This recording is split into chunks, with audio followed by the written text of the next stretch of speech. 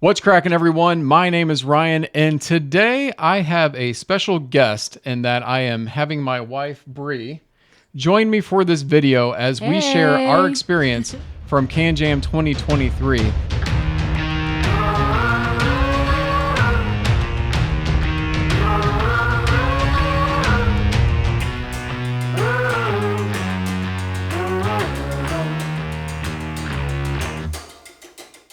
And really, guys, this video is just gonna kind of go through both days that we were there, not in any kind of particular order. We're going to talk about the different vendors we visited, but I think the thing I really want to know first from Bree is, what was your favorite part of CANJAM? Favorite part. So I have a couple things, but I'll stick with my main. Honestly, it has to be ZMF. It's like you're a kid in a candy store just walking in there, because the other headphones have like their molded models, but ZMF is just awesome with the way that they handcraft their headphones. So I love the craftsmanship. I love the artistry. I love when you walk in there. You have all these different colors, the grill plates, some just, the wooden or the resin, I think they're awesome. So I would have to say that. And Zach and Bevan are unlike probably anybody else out there. They are so personable. They're just awesome, kind, good-hearted, genuine, and they just make everybody feel so welcome. So I hands down, it's ZMF. So, what about you? What was your favorite? Well, I mean, I can't say ZMF because, then, I took it. I don't have a check coming in the mail yet from Zach, by the way. So if you want to get, no, I'm kidding. But no, I mean, obviously ZMF's a big thing. But for me, really, this year, what was different than last year was my first CANJAM, your first CANJAM that we went to. And I just wanted to try to listen to as much as I could. This year, I took the focus off of that, and I really wanted to connect with people, and that was absolutely my favorite part of CANJAM.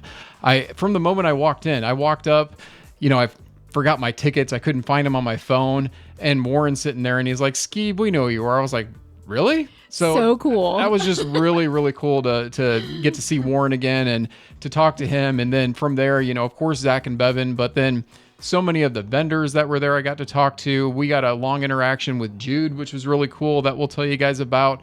But yeah, I mean, it was definitely the connections for me that was my favorite part of CANJAM. And if we're talking about audio, well, you're going to find out here. You're going to find out in a minute here what that is. So, and going into that, I think, let's go ahead and get started with the different booths we visited. And no particular reason, I guess, because they're right next to ZMF. Let's talk about Audeze first. And I would like to know your impression of Audeze, but unfortunately, my wife, Bree, had to give it up several times during Audeze's listening time that I had. Emergency, but yeah. So, I mean, really, I guess you're going to have to hear from me as far as Audeze goes. But what I will say is, I did take some notes on a few different headphones that I was able to listen to between day 1 and day 2 from Audeze. And the first thing I listened to was the LCD2 because I didn't get a chance to do that last year. And the LCD2 was a really enjoyable listen for me. And I got to say, it had good bass and punchiness and good response, things that I've heard about the Audeze house sound that I didn't necessarily get when I had the MM500, but I enjoy the LCD2. I wrote it down, in fact, because I mean, it's a $999 headphone, not cheap, but it sounded really good. And I, like I said, enjoyed the listen of it. Got a little peaky at times for me, depending on different tracks I listened to. From there, I think I listened to the close back. I think it was, there was I don't know, she saw me wearing it, but I remember saying it was a bit heavy. And I think that was the Audeze LCD2C. And that one definitely was a bit of a heft on my head that, even though I got a decent listen out of it, it was also not quite as dynamic, I think. But I remember saying to you a couple of times, like, this is heavy. So, and I'm surprised because you've got a pretty big head. I do have a big head, yes. So, but I mean, yeah, it was a little bit heavy. And then I think, now you were there and present for when I listened to the MM100 because I did want to listen to that one. And that was probably the time when I had the most interaction with the Audeze reps. And I was talking to him about the 100. And I remember him, talking about how this isn't the 500, this isn't the Maxwell because it had the Maxwell band on it. And yeah, I mean, he's right. It sounded nothing like the Maxwell it sounded somewhat like the 500. And I remember I said that to him and he said, well, I sure hope so, since it's the same line, obviously different drivers because 500 is so much more expensive. But the 100 was just okay. I don't have anything great on note-wise to say about it. It just had a good representation. It's a reference headphone, something like a mixing master headphone, but nothing that was very, nothing stood out to me about that particular headphone. But any comments about Audeze? I know you had to kind of get up a lot, so not trying to steal camera time. No, because I didn't get to hear them, but, it's good information that he gave out to you. I mean, yeah. Because he said that that's a common question that people ask is, do they, I guess driver wise, because they're a completely different driver, they were, asking if it was similar, which you got to see that it wasn't. So yeah, true. All right. So yeah, that was kind of my, actually, no, I take it back. I did also listen on the second day to the LCD 4Z, and I really liked the listen on that. But again, that was another heavy headphone for me and something I noted down, but I know Audezes can be heavy, so it is what it is, guys. But yeah, the 4Z, great sound, I gotta say. So fast impression, I know. All right, so from there, I think we should talk about Hi-Fi Man next, because that's when you really started to give actually some impressions, and I'll let Bree go and talk about Hi-Fi Man. Yeah, so I think I had the Aria Stealth, if I'm saying that right. I am not an audiophile, so, but what I did notice was, I think that obviously with those being open back headphones, I was questioning, because I was definitely hearing that background noise of the actual event. You actually were hearing my headphone when I was listening to it. Well, yeah. So I was hearing I'm not deaf, by the way. I don't listen that loud. Yeah, so I was hearing the background noise of the whole event, but then I'm hearing like Adele blaring in my ear next to what I was listening to, and I'm like, does he have that up loud? But I know he doesn't, because he's really good with protecting his hearing. So, yeah. So that was what I noticed initially. So obviously I'm learning what open back headphones do, but no, I thought it was good. Nice, clear vocals. I mean, overall, since I'm not an audiophile, I liked it. I thought it was a good listen. It made me start to feel something. So I remember you said you thought it was light on bass, though. I did. I think that was one thing that you did say, which is accurate, right, guys? If you've heard the Aria Stealth, I mean, yeah, it's a little bit bass light. Yeah, but then you reminded me that Queen was probably not a good. I was using what somebody else had listened to prior, so right. Yeah. Then I heard Queen's not so always good to the judge. best recordings. Love Queen, love their music, but not always the best recording for listening to things, especially demoing at shows. But is what it is. Yeah. So I wish maybe I had picked another track, but if that's a common thing that they are bass light, then maybe I wasn't too far off with my impression of that. So what would you say about Hi-Fi Man? What were you listening to? I don't even know. Yeah, so I was excited to try out the Aria as well, but the organic. And I had the Stealth, and I sold the Stealth, guys, because I ended up thinking also, yes, it was a little bit bass light. It was also a little bit bright for me in my taste of headphones. And the organic was about the same. I know when I read up on the organic that it was supposed to be tuned.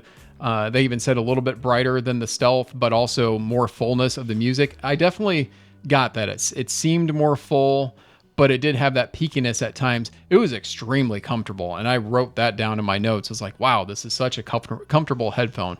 The Aria Stealth was too. I don't know. This one was maybe just a little bit more comfortable. And then I also listened to the new Ananda Nano, which I don't know why. Every time I say Ananda Nano, I think of Nanu Nanu from Mork and Mindy, but the Ananda, now I can't stop doing it, but the Ananda Nano something, it sounded good actually. And I think it's for $4.99 or $5 something, somewhere in that range. So I thought the price was good, especially for being, kind of that step down from the Aria. And I wrote down that, sound impressions were good. It had good mid-range. It wasn't very punchy, but a lot of the Hi-Fi Mans really aren't. And it had decent bass response, which I liked that about it. Did get a little peaky, so typical Hi-Fi Man, sound there in the treble. But one thing I didn't like was it was a little uncomfortable. And I remember thinking it was a little clampy underneath my ears because, they're that, oval egg-shaped type cups, whatever you want to call. But yeah, it was a little bit clampy for the Nano, but I would love to have more time of a listen and hopefully at some point get to review the Nano, because that was one that really stuck out to me even more so than the Organic. And I did also finally listen to a Sundara. That's kind of like the $300 staple headphone that everybody recommends, and I see why. Is it Basslight? It's Basslight, but it sounds excellent for $300. So I don't really have any notes to say on the Sundara other than, yeah, I agree. It's a very exciting headphone. One thing I did note though was as I was listening to Hifiman headphones, does your volume drop out on any track you were listening to? So I wouldn't say that I noticed it as like a dropout, but I will say that because I started it with, like I said, the prior song, which was Queen, it did seem, I didn't notice it at the time, but when I switched songs and the next song came on, the next song sounded so much louder, and I listened to more like singer-songwriters type stuff. So I had to turn the volume down on that. And I thought that was odd that for something like Queen, it wouldn't have felt so loud. But so I'm assuming maybe that's what I was experiencing. Maybe it was dropped out when I was listening to more of like a rock song. No, I think actually maybe that's why you heard my headphones at sometimes. I don't know, but I know definitely my volume dropped out a couple of times. It could have been the amp I was listening on Hifiman, but it also could be the fact that we were sitting darn close to that Viva amp, and holy crap, guys. In fact, I kind of want to talk about that one next, because the Viva booth was really cool, and I looked over and I was like, what the hell is that? Like, the amp, I swear, is like half the size of this table. I've got pictures and videos. I'm sure I'm popping it up, but that thing was huge. And I think, I'd like to talk about the Viva next. Yeah, so I'll let you go again first, but what was your impression of Viva just in general? It's massive. Yeah, but not just the black tube amp, because you're right, that was massive. But I mean, all their amps were pretty big. Yeah, they definitely were. I didn't actually get to listen to the monster that you listened to, but yeah, I mean, they. I don't know much about amps, but I mean, the power cable, guys, was like, I don't know, it was really thick cable that they had it plugged into. And I know other people like Spirit Torino was having problems with their power on their amplifier. I swear Viva was sucking all the juice out of CANJAM with their power and their amps. It was incredible. But yeah. You, I think, were listening to it was either the Atrium or the Caldera, and I should have wrote that down. I think it was the Atrium on one of the other Viva amps, and it was plugged into the same DAC, so we were listening to the same music. I remember your impressions, though, weren't anything... Well, I think I didn't really notice a huge difference. I think part of the reason is because, ZMF always has like this arrangement of really great amps in their room. So using one of their headphones with the Viva amps, I can't say I noticed a huge difference. It might be different if I had maybe like heard their headphone on like something not so great, but since it was so good, it's fair. I don't know. It was pretty, I guess, standard is what, I mean, it was good. So I'll leave it at that. I don't want to make it sound like it was basic or something, but it was. Right. No, yeah. I know what you mean. I think her impression of that and then my impression was different because I was listening to the Meze Elite on that monstrosity of an amp. And holy crap. I mean, the Meze Elite's a great sounding headphone. I still have it on loan and I'm still listening to it as much as I can. But listening at home and listening there on that amp was a different experience, and that just fully opened up every aspect of that headphone and sounded amazing.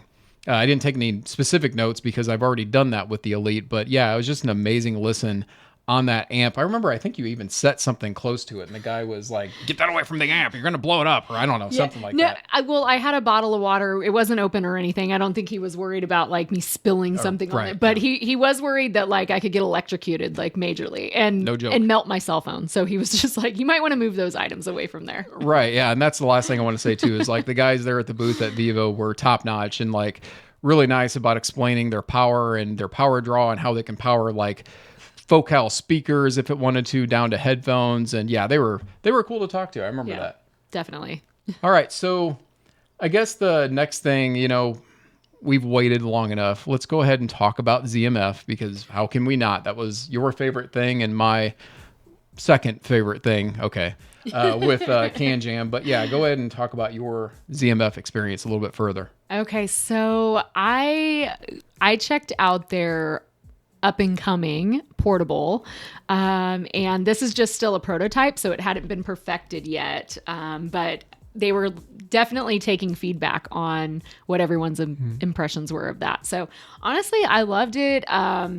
The only critique I would say is maybe it just needed a little bit more bass. She said it. It wasn't, it wasn't even like it was that bad. It's still ZMF. They're still amazing. So I just, I mean, maybe just a little bass, but it was interesting because, again, I'm not an audiophile. I don't really know what to look for per se, but after I got done with it, I mentioned that, and ironically, or I don't even know. I mean, that's what the biggest probably thing was that people were saying. That's the feedback I feel like I'm kind of understanding this a little bit better. Yeah. So my question for you is, and I know Zach's probably wanting to know this too, and I've heard other people mentioning this on HeadFi forums, is would you pay $1,000 for that headphone? Well, I probably wouldn't pay $1,000 for any headphone. Okay. I'm the money smart one here. But no, yeah. I mean, honestly, what I would say is if I probably would buy a $1,000 headphone, because I'm not at a desk. I don't game. I don't, sit and listen to music. Yeah, I'd probably consider it because I like the portability function of that. So for me, like, I probably would be listening to my music from, a phone or something more portable. So I would consider that just based off of how great ZMF is and how much I love their stuff. I'd consider it. I really would. I would consider that $1,000 just because their other stuff is awesome and I know how much more those are. I'd consider it. So what about you? What are we getting a portable ZMF? All right. For $1,000? First of all, let me start by saying, Zach Bevan, if you're watching this, please take this all with a grain of salt. But, I've been on the forums and I've been hearing people talking about that.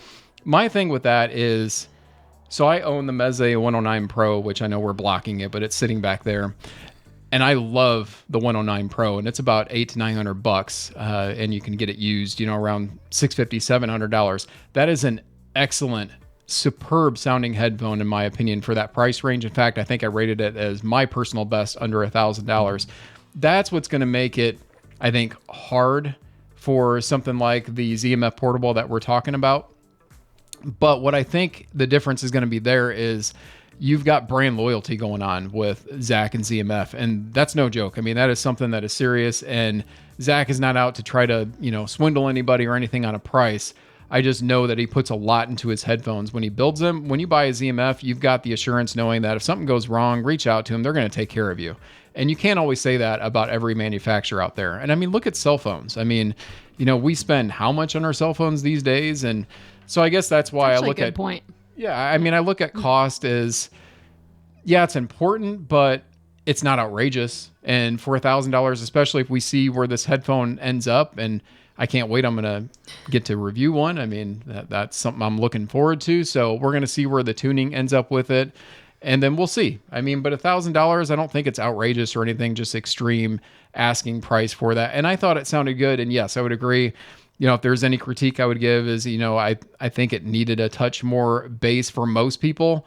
Now, for me, I could live with it knowing that, you can do some different things with amps, but not everybody's probably going to want to do that. And it's portable, so you can use it in so many different use cases for that as well. But yeah, I mean, that's kind of how I saw that headphone coming out. I really liked the JDS Labs collab with ZMF amp.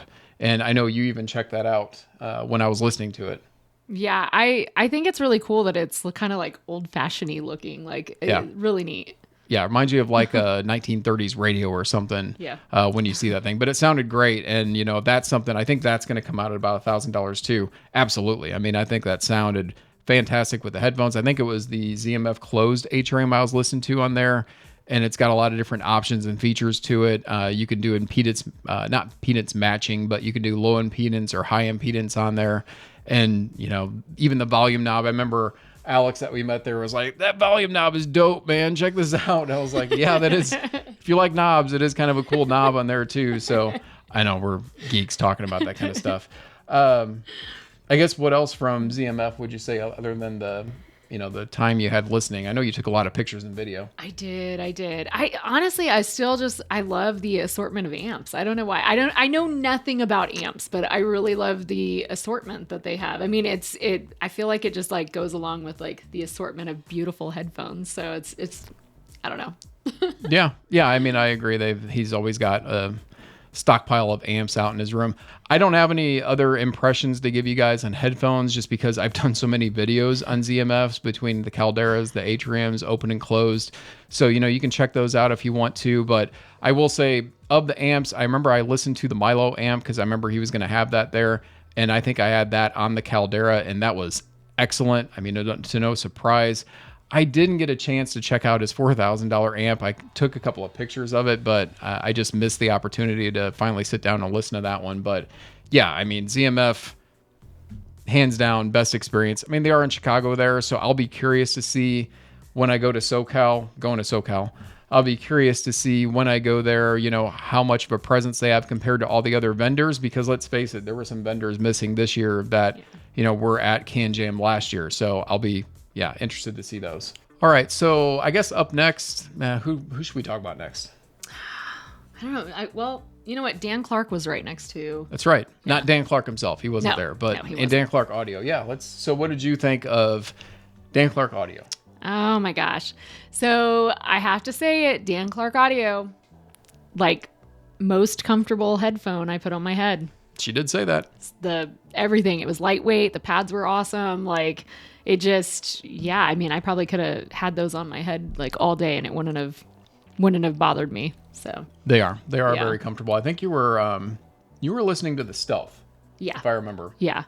I love the Stealth. Now, what were you thinking of the Stealth? Well, I think at first, because I think, it was, so aside from like when we were at Hi-Fi Man, like it was closed backed. So that was number one. It was nice to not have like background noise. So it pulled me in a little bit more. And I think that, I mean, I put on a couple different tracks, but I feel like I was starting to kind of have a moment with my music. It was, I was drawn in. So nice, clear vocals. I could hear music, really well. Like I said, I like singer-songwriter stuff. So I thought it was awesome. So. Yeah. And I remember you saying that. I actually listened to the Carina on the Blue amp in Blue Hawaii, and it is blue, but I think it's called Blue Hawaii. And expensive amp, equally expensive headphone, not equally, but it sounded fantastic. I remember, writing down some notes that it just kind of encompassed everything for me. It peaked a little bit a couple of times. I know that, electrostats tend to do that, but I didn't hear any other electrostats this year at CANJAM. But I wrote down like my favorite electrostat. Last year, I think it was probably the Carbon, and I should have had another listen with that one, but it sounded so good. But I don't think you had quite the same impression when she listened to the Carina. Don't get me wrong. It sounded amazing. It felt amazing. It sounded amazing, but I think I like the Stealth better. I don't know. There was something about it. Yeah, there was just something about it that I think was more pleasing to my ear. So I think I like I'll put you on the spot on this one.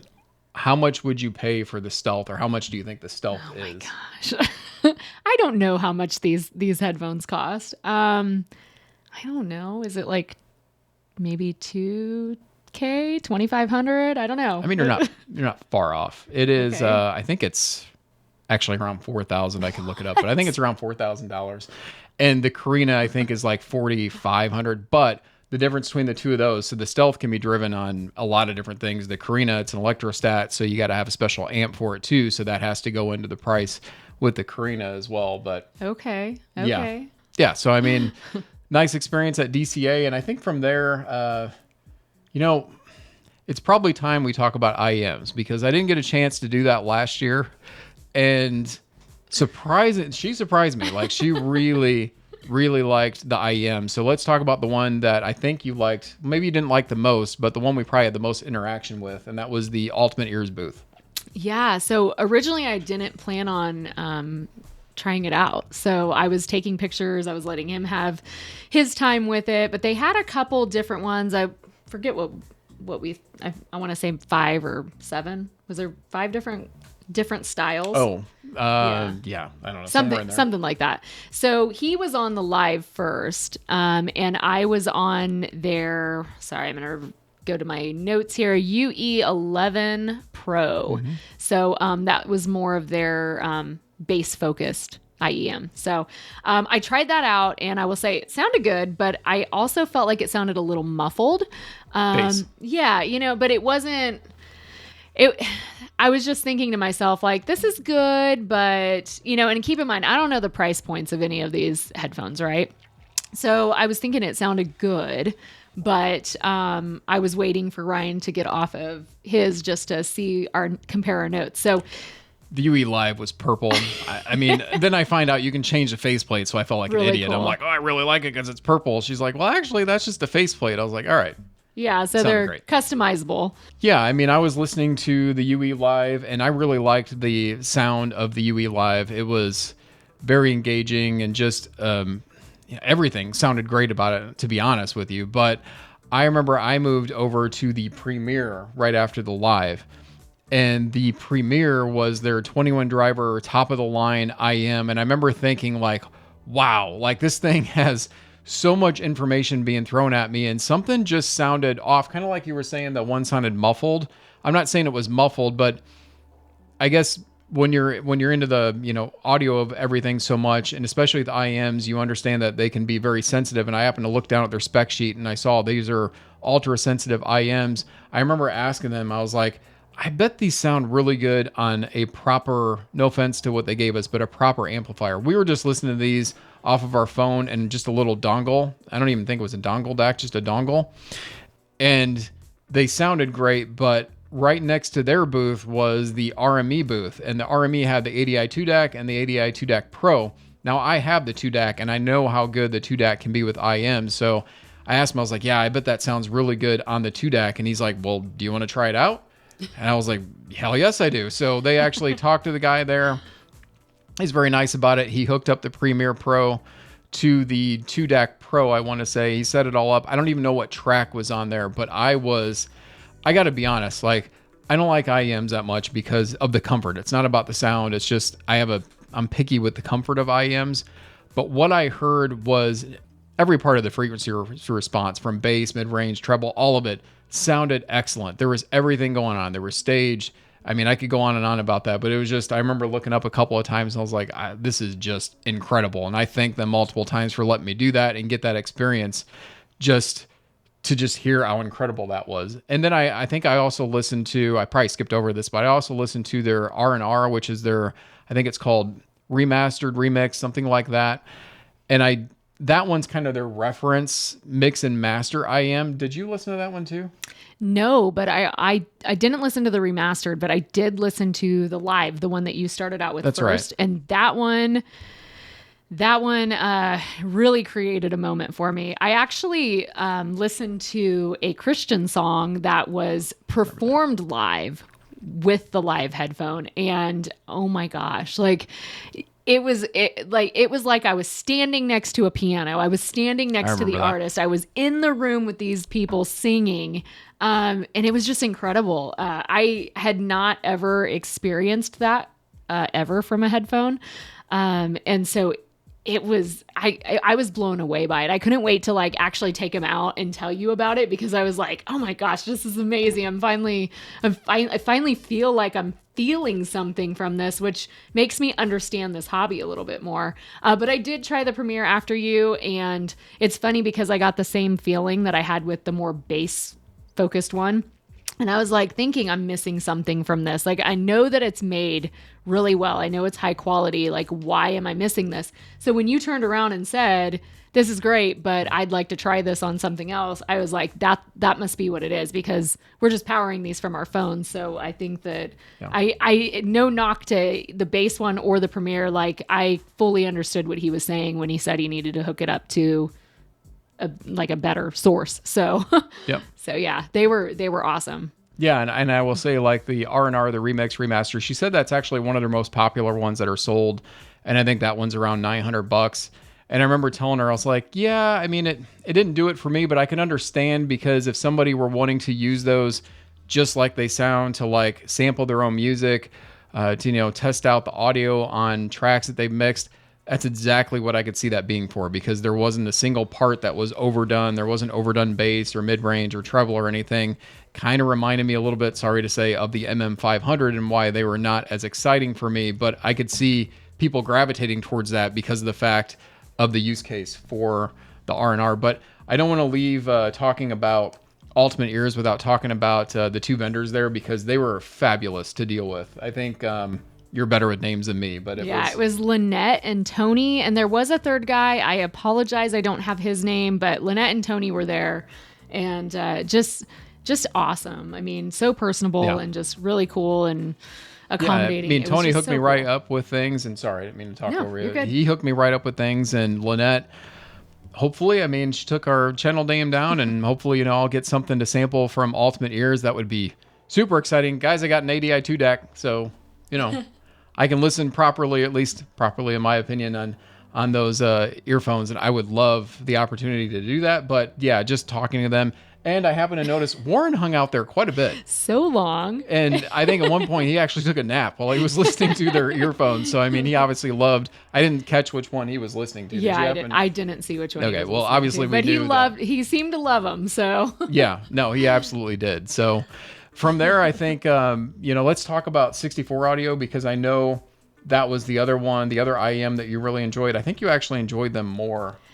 Yeah. Oh my gosh. I don't even know how I could enjoy another one anymore. But yeah. So I had their, it was their Neo. Okay. And it was this beautiful green abalone shell. It was beautiful. He was the one. So the Neo. Yeah. I actually tried a couple different songs, but the one that did it for me, and I feel like this sounds totally girly or cheesy or something, but I feel like I had a very magical moment with this IEM. It happens. Yeah, so I was listening to Ryan Adams' cover of Oasis Wonderwall. And the only way I can describe this is, so I have a culinary background. So I've been a chef and a business owner, and just always worked in kitchens. So it's kind of like having that perfect meal that just fires on every part of your palate, right? So I was... She's learning. So I was literally like... It was just the precision of like the instruments and things in his voice I had never heard before. And there was bass, and it was just giving me this like, oh my gosh, I could just sit here all day and listen. Like if I had a steak and the perfect wine and these IEMs in my ears, it would be like the perfect day. So here's the great news. They're only $16.99. No, That's seriously. crazy. I mean, $16.99 in the grand scheme of things, guys. I mean, you guys know. I mean, there's some that go $3,000-$4,000. The UE Premier or $3,000. So $16.99 for magical moments. Again, I might consider how much it. should we pay for these? Right? So Christmas is coming up. Yeah, it is. So yeah, no, I think I listened to the U4S. I think that's their latest one that just came out. And the U12T, I hope I didn't get that wrong. But if I did, you guys will look that up. You'll see. I liked both of those IEMs. The surprising thing for me was I actually think I liked the U4S more. Now, this was a short listening sample, so that could be part of it too. But I think the U4S, good news for both of us, is cheaper. So I think it's like $1,099. But no, I mean, between the two of those, I enjoyed those. I would love the chance to sit down and do a review of those for sure, just because I think 64 Audio, when we looked them up, they're pretty big. They're I had no clue. I guess like musicians use them. Beyonce and I mean, I can bunch see of that. Others. Lauren Daigle. Yeah. Okay. Awesome. Yeah, I mean, I could see that, and that shows my novice experience with IEMs when I say something like that, because I feel like I should know more about that. But yeah, I even had them written down as somebody I wanted to check out when I got to CANJAM. So I'm glad I got that experience to do so. Again, the vendor there, super nice, didn't get his name, but he's very accommodating in explaining, each IEM. And I actually asked him for the recommendations on what to listen to, and he pointed her to the Neo and pointed me to the U4S. So, I really appreciate that. And that was a great experience. Yeah, absolutely. I loved it. Yeah. All right. So, you know what? I think we should talk about Dekoni, because I know they had an interesting thing going on there with their pad roll. And again, instead of me just kind of talking about it, let me hear what you thought of the Dekoni pad roll going on, which you did on day 2. I did that on day 1. Okay. So a little backstory behind why I did it on day 2. You did it day 1, and I wasn't really sure like what was going on. And I mean, I saw you changing chairs and whatnot, but it was at the end when you were done doing that we sat down with the Cobalt, correct? And so I'm hearing this, like, we're listening to the same song. I'm hearing this beautiful, I think we were listening to Lana Del Rey, and her voice was just awesome. Everything was awesome. I'm loving it. And then he says, how about try this one on. And so I put it on, and it's a little bit more bassier. And I was thinking, I don't really like it like that. And even though I like bass, but I didn't like it. And I didn't know until after we walked away that it was just because the pads were different. I didn't know we were listening to the same thing. So the second day, it got me like questioning myself, and I'm like, wow, like, I guess I never realized that the pads made that big of a difference. So I was like, okay, I want to do the pad roll, or whatever it's called. Roll pad, I don't know. Roll something. So explain what they were doing, because I think it was pretty cool. Yeah. It was the DT770, by the way, for a Bayer. Okay. So yeah. So you listen to it first with the bass pads that come with it. And then you sit down and you go through 7 different pads, all listening to the same song, all on the same headset. And then they were playing like a little game, like vote which one you like the best. So it was really, really cool, because after I realized that that's what he was doing the day before, and after I noticed how different the song sounded on the same headset with 2 different pads, I was like, okay, let me check this out. Let me see if I can notice a difference with these headphones. So, everything sounded great, but I mean, you definitely could notice those little differences, and then you finally vote on which one you liked. Which, funny enough, I didn't even realize this till afterwards, but I think you and I picked the same pads. And I know she wasn't paying attention to what I picked the first day, just because she was taking pictures and videos and things. But after she picked hers, I think it was the Dekoni, the suede choice, I want to say. That's the one I picked too. I remember that one didn't have quite as many tally marks, but I thought, well, that's kind of cool. We both picked the same pads without even knowing. On the second day, though, because I was torn, I picked suede as my ultimate favorite, but the other one that I was going for was the first one, not the bass one. The bass one, the Bayer Dynamic. No, it wasn't the bass ones. It was the first one that came after the bass one. So, but funny enough, on day 2, even though you said suede didn't have a lot of votes, the 2 that were up against each other ended up being the first one, and which I apologize, I don't know what that first one was, but the up against the suede. So suede was still behind that first one, but I'm like, yes, I'm finally understanding this. Like, it was really cool to pick the same one he did, even though I didn't know that from the day before, and then see that my second pick actually ended up being most of the consumer choice for what they were doing. So really cool. Yeah, it was a fun experience, and it was cool to win something. I like when vendors do that kind of thing to get you kind of engaged. And I think it's Sam and Dylan, if I remember. I think that's their names that were there. And they were really fun to talk to. And I kind of feel bad because I think it was Dylan that came to me, and when I was listening to one of the headphones, and he's like, hey, what's your channel? And I'm like, scan the back of my shirt. I was like, well, I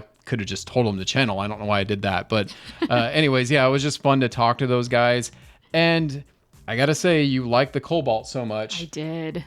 I got to admit, guys, so at the show, all right, so the Cobalt we listened to, which is sitting right here, these are $4.99, I believe, retail. And they are, when I looked them up, I think they were $3.99 on Dekoni right now, and other places that you can buy them from.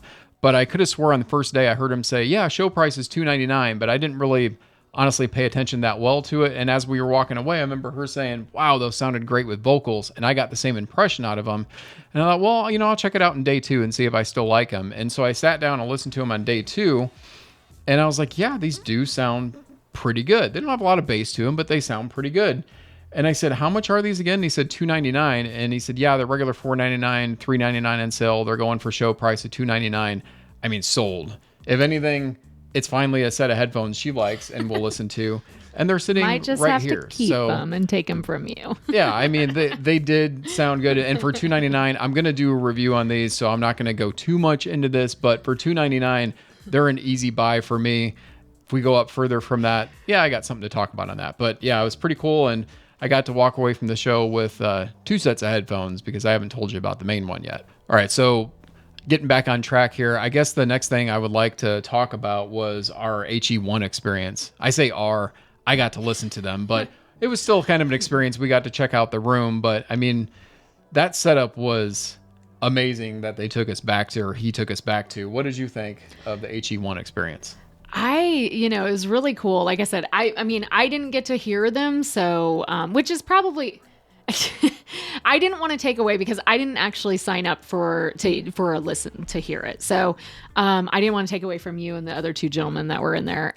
So to be fair, if there weren't 2 other guys in there, I think we both would have heard, but they had us grouped up with 2 others. So right. And everybody's kind of like, it's a time limit, right? They only have allotted so much time. So I didn't want to take away from anyone's experience, but it was really cool just seeing the whole setup, seeing the marble case, seeing how it raises up, I'm like, wow, this is pretty ritzy. It's pretty incredible.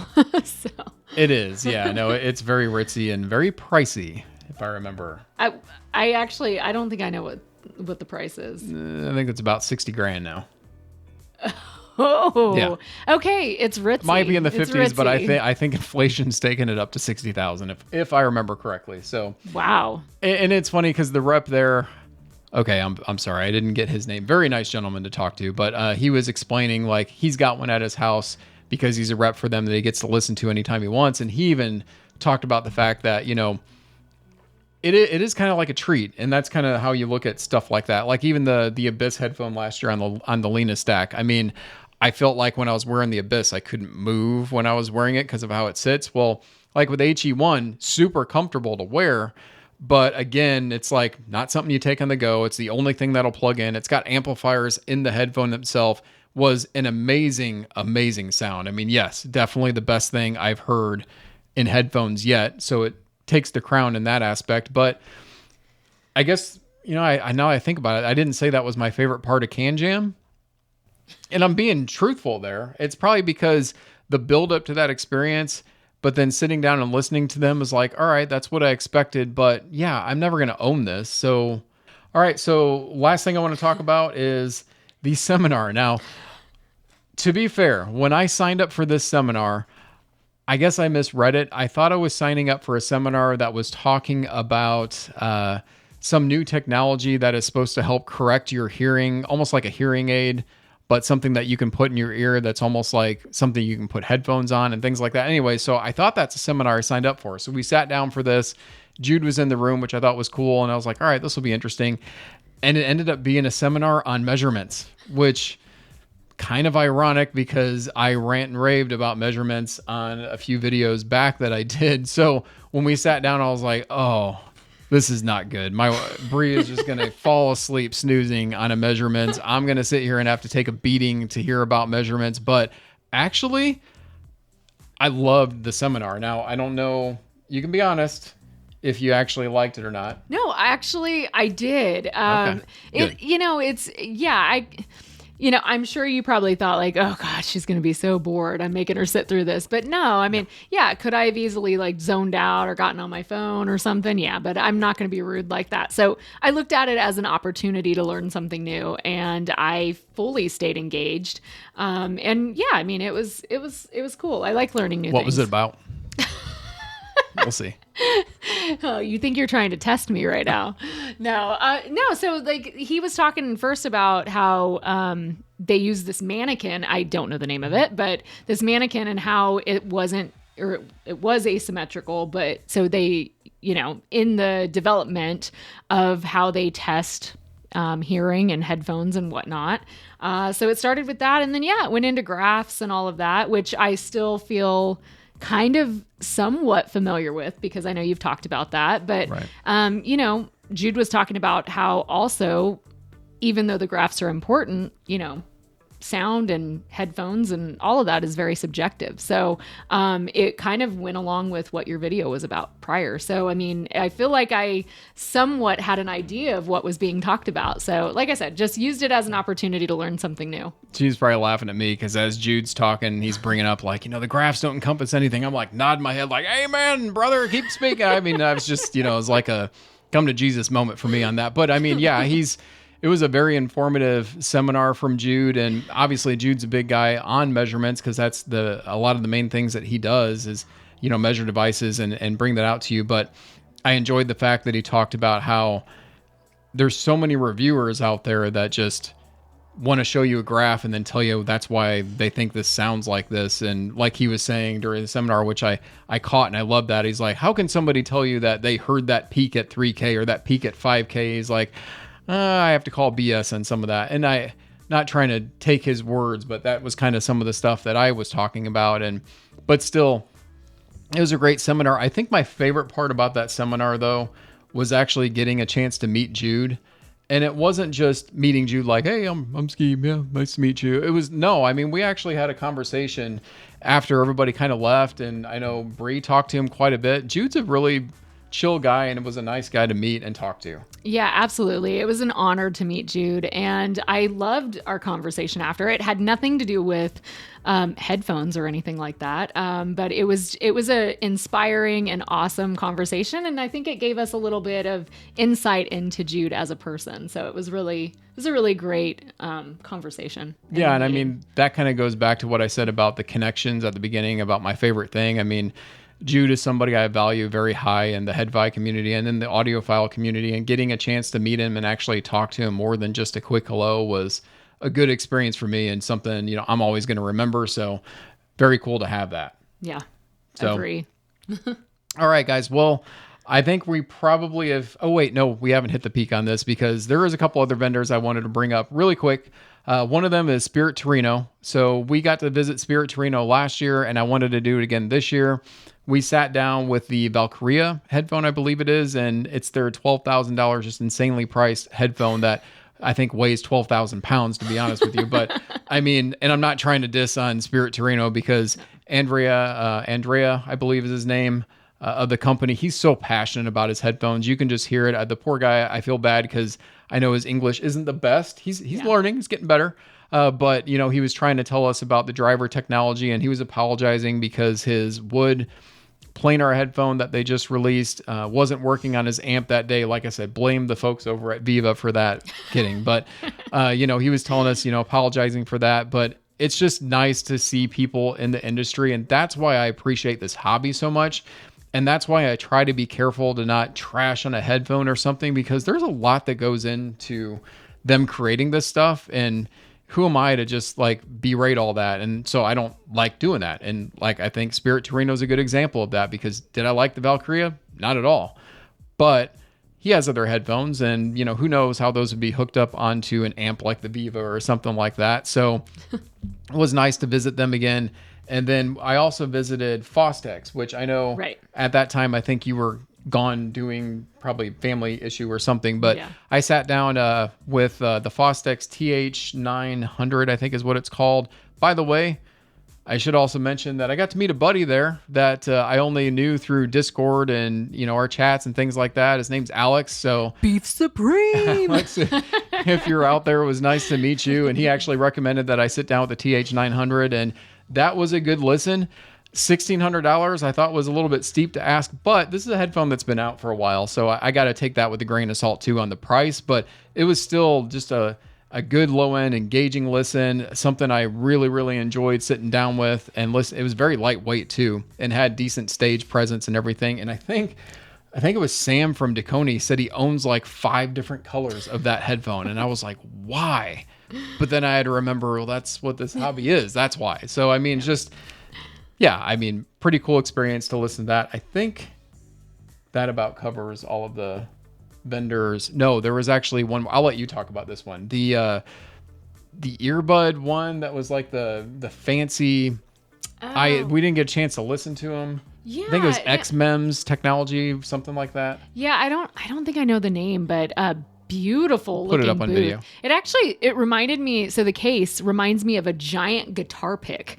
So I mean, but it's so beautifully designed, and then you open it up and it's got your IEMs in it. It was gorgeous, but I'm sure we have some pictures and whatnot to show of that. We didn't get to listen to them. I wish I would have, because I did notice you actually could. But it was gorgeous to see those. Now, I think that probably covers everything. So thank you guys. If any of you have sat through this entire video, I'm going to make chapters out of this. I know this is really long, but I wanted to share this and be able to bring Briana to share. What do you think? Should I have her back for another feature video? I mean, right? So I wouldn't mind it. yeah, I mean, this was fun to do and to share with you guys. And I will be at SoCal CANJAM coming up. I've already booked it and everything, and I am super excited to get out there. Warren, thank you for the recommendation on that. It was a lot of fun talking to you again and just meeting all the guys out there. Zach Bevins, EMF, can't say enough about you, and just, you set the present for this hobby that I am so involved with. So just thank you to all of you guys. Jude, nice to meet you. And okay, I'm going to stop there. Anything you want to say? Now, I just had an awesome time, and it was really great. Just being there and supporting you with this hobby, and learning some new stuff, and confirming that I maybe might be an audiophile one day. I don't know. You never know. All right, guys, I do have a couple of videos that'll be coming out shortly as well. I got to lay that plug in there. And hey, any vendors out there, I'll gladly do some reviews if you guys want to send some things out. Hopefully I can here future.